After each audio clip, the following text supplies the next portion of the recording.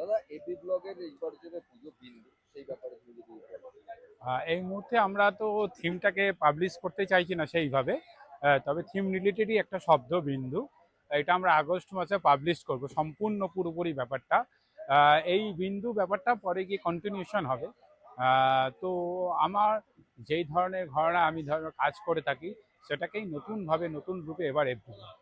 আমরা বিগত কয়েক বছর ধরে তোমার যে কাজটা আমরা দেখেছি, লালাবাগান নবাবপুরে একবার তুমি গাছ নিয়ে করলে, একবার তুমি মাছের বা ওই বোতল দিয়ে মানে ইকো ফ্রেন্ডলি ব্যাপারটা তুমি করলে, এখানে কতটা ইকো ফ্রেন্ডলি ব্যাপারটা ইকো ফ্রেন্ডলি ব্যাপারটা পুরোপুরিই থাকবে, মানে অনেকটা ইকো ফ্রেন্ডলি থাকবে। আহ, যেটা আমার কাজ, মানে অ্যাকচুয়ালি আমি কলকাতার দুর্গাপুজোটা বর্তমান সময় এমন একটা জায়গায় চলে যাচ্ছে যেখানে পুজোর ফ্লেভারটাই থাকছে না।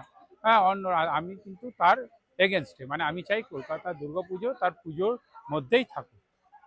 যেরকম আগের বারটা আলাবারতে আমরা দেখিয়েছিলাম, তো ওই রকমভাবেই এফডি ব্লকও এই বছর বাংলার পুজোকে বাঁচিয়ে একটা পুজো।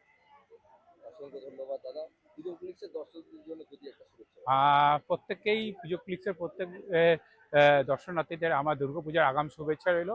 আপনাদের কাছে এই অনুরোধ রইলো আপনারা একবার অন্তত এফডি ব্লকের পুজোটা দেখে যাবেন।